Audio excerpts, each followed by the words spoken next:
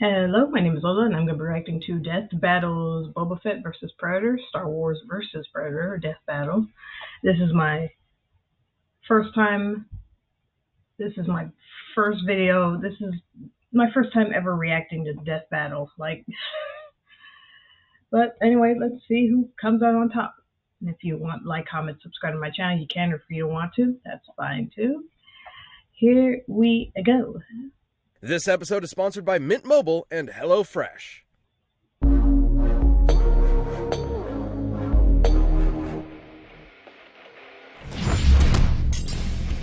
Boba Fett, the greatest bounty hunter from a galaxy far, far away. And the Predator, the monstrous manslayer from beyond the stars. There's nothing quite like the thrill of the hunt, especially when you're chasing that most dangerous game. Not humans, we're talking face-hugging aliens and space wizards. He's Wiz and I'm Boomstick. And it's our job to analyze their weapons, armor, and skills to find out who would win a death battle.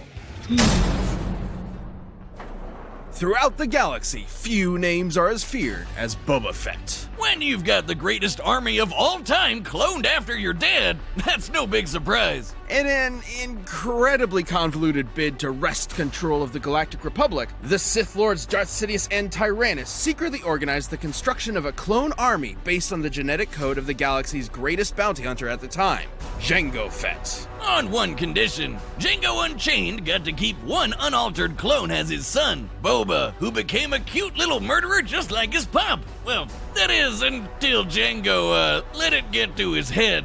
Just as headstrong as his father, Boba swore vengeance on the Jedi and devoted his life to becoming as deadly an assassin as his forebears. Yeah, 'cause the Fetts aren't just random badasses, they're Mandalorians. Basically a society completely dedicated to the art of war.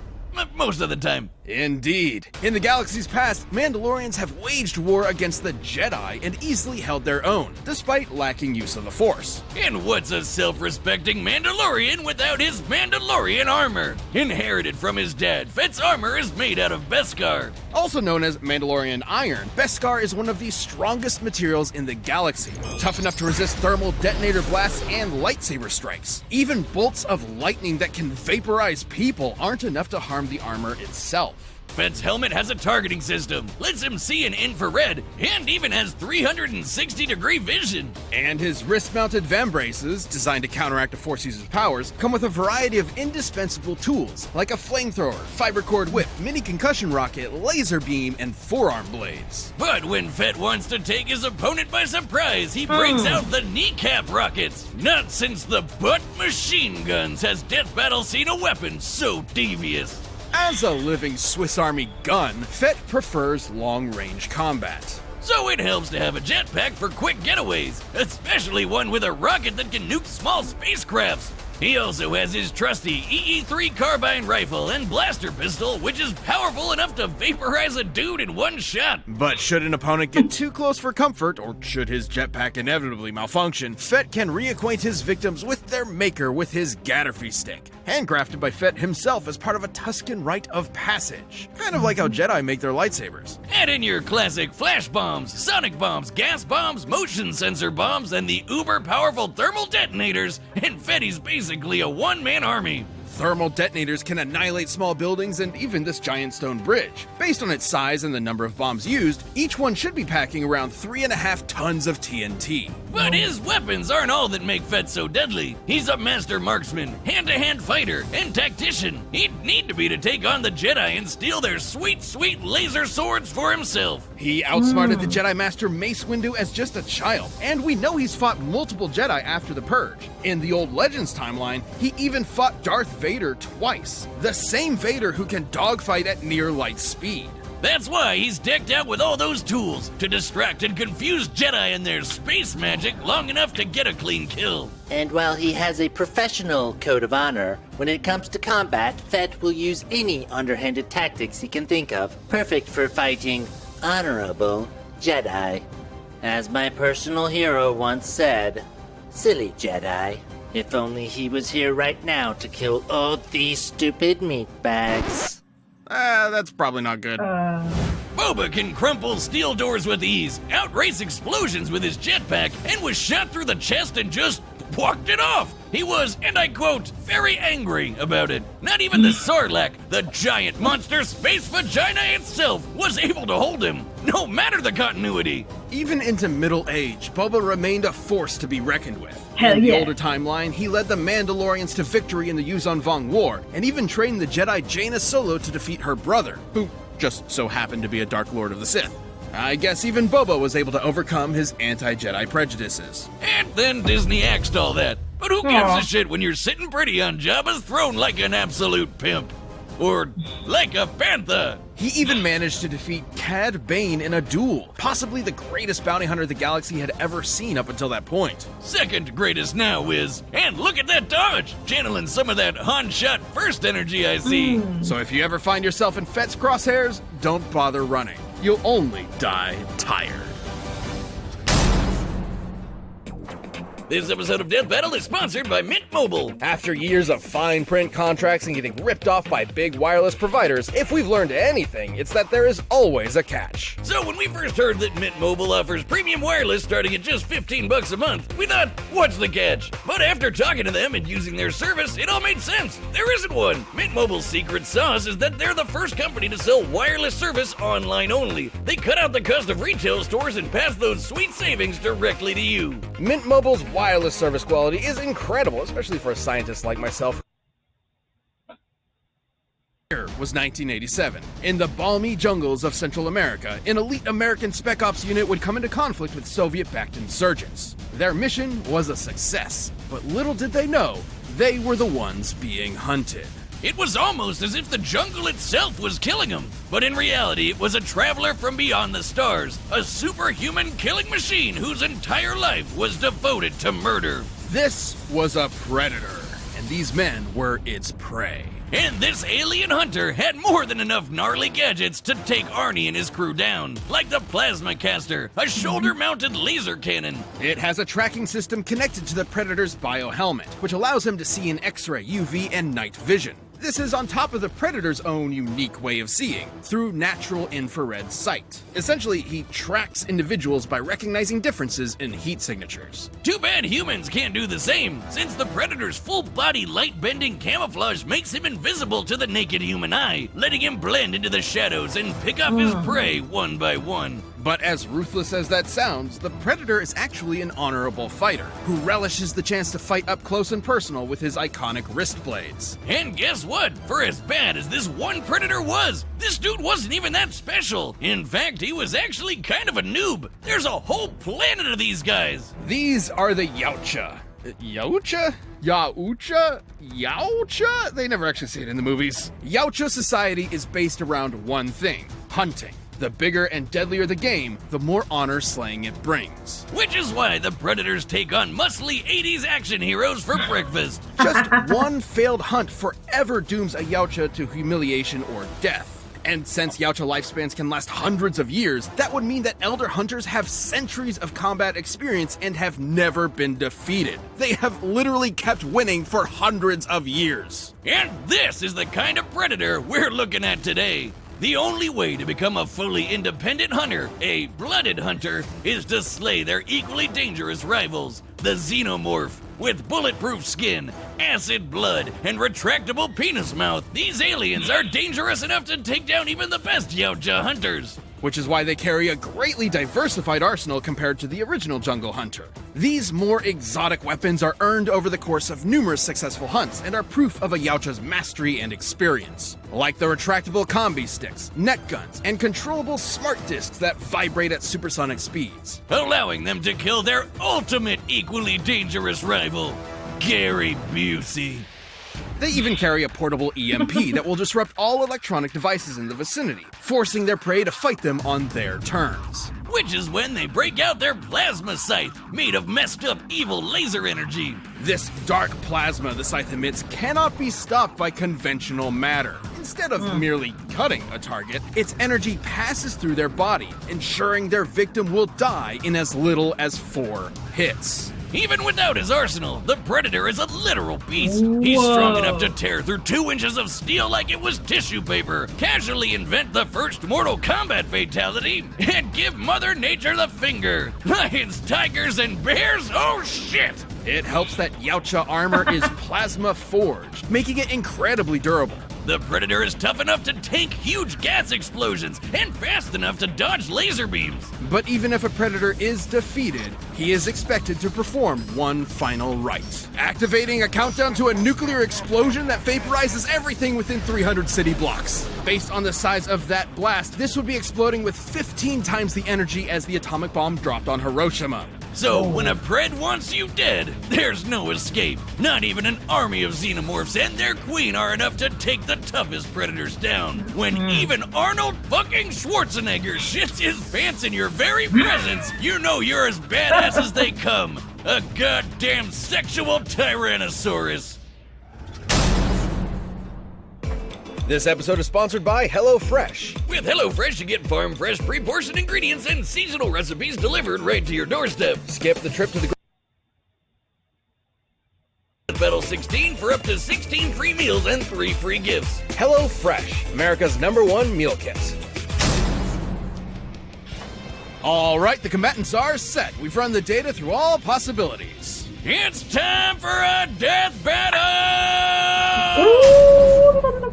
Let's see.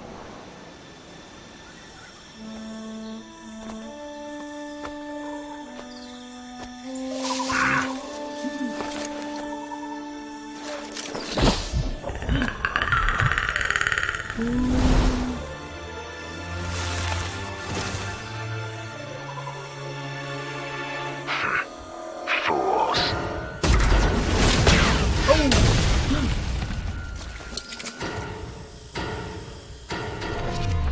Oh. You're mine.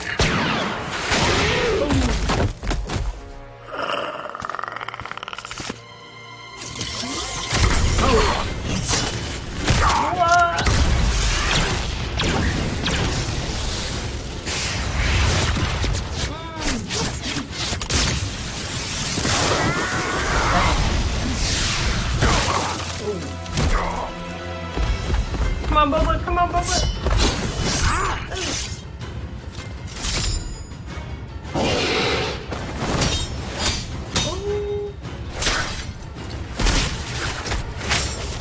Oh.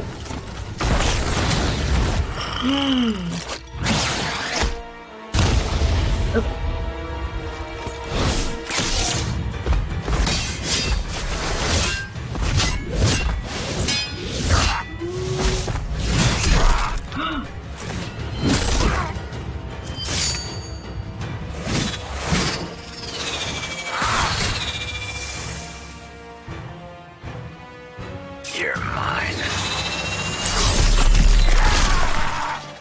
No!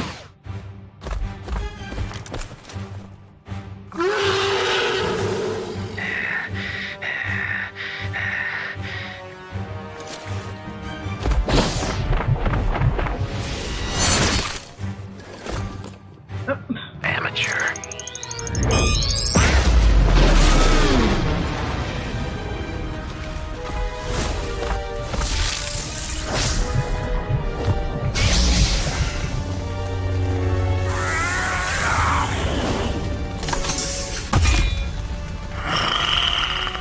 He ugly. You are one ugly motherfucker. He said it. He said it.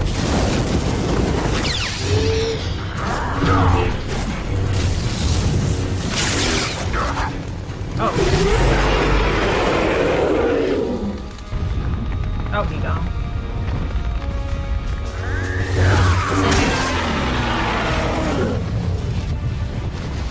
Oh, yeah, because can't beat her. Oh. I'll be taking this. Fools.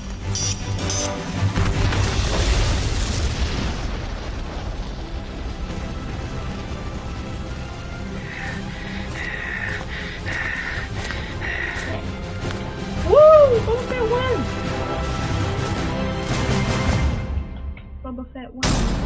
KO! Man, Boba Boba was always a one-man army, even as a one-armed man. Despite the Predator's fearsome power and experience, Fett's versatility and arsenal allowed him to survive this hunt. While Boba could crumple steel, the Predator could easily tear straight through it, making him the stronger of the two. But while the Predator could dodge laser beams, Fett could match Force users with near light speed reactions, making them similar in speed. However, the major difference was durability. While the Predators are definitely tough, Fett's Beskar armor covers more of his body, and would easily resist almost all of a Predator's arsenal. Like the plasma caster, usually hot enough to blast a hole through anything. But you know what else is made of plasma? Lightsabers, which bounce off Beskar no problem. Specialized tools like the Plasma Scythe, with its ability to bypass conventional matter, could manage to kill Fett with a few lucky hits. However, Fett's jetpack and long-range arsenal allowed him to fight safely from a distance. And Fett's kit countered a lot of what Predator could do. His helmet's infrared could see past Pred's camouflage, his flamethrower messed with Pred's thermal vision, and nothing the Predator had could withstand a lightsaber strike. Also, the Predator's EMP could not disable Fett's armor, considering Beskar has withstood bolts of electromagnetic energy before without short-circuiting. That's not to say the Predator was totally outmatched. He had a lot of similar gear, and a peak Predator would have had centuries of combat experience backing him up. Way more than Boba. However, Fett was generally trickier. Predators fight with a code of honor and rarely, if ever, employ dirty tactics. While Fett isn't totally without honor, he still employs dirty tactics to win fair fights, and was more likely to outfox the Pred given the chance. Of course, none of that would have mattered had the Predator taken them both out with his nuclear suicide bomb. At its epicenter, it would have been more than powerful enough to fry Fett. At its epicenter. The further away you are from the center of a blast, the less energy you're getting hit with. By our calculations, Boba only needed to get about 50 meters away before the energy he was tanking was only about as much as your average thermal detonator, which the Beskar can survive. And given the countdown lasts 40 seconds, there was more than enough time, especially with a jetpack.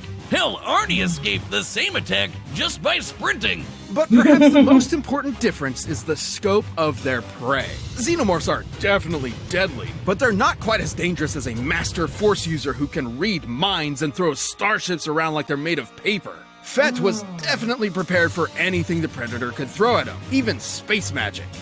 The Predator was as deadly and skilled as they come, but Fett's cunning, arsenal, and impenetrable armor gave him the win. Congrats to Boba! Give him a hand! Oh wait, he's already got one. The winner is Boba Fett. Hey, if you want more Death Battle ASAP, why not grab a membership? You'll get exclusive emotes, badges, live chat, live streams, and a bunch of behind-the-scenes stuff. Just click that join button. Thanks for watching.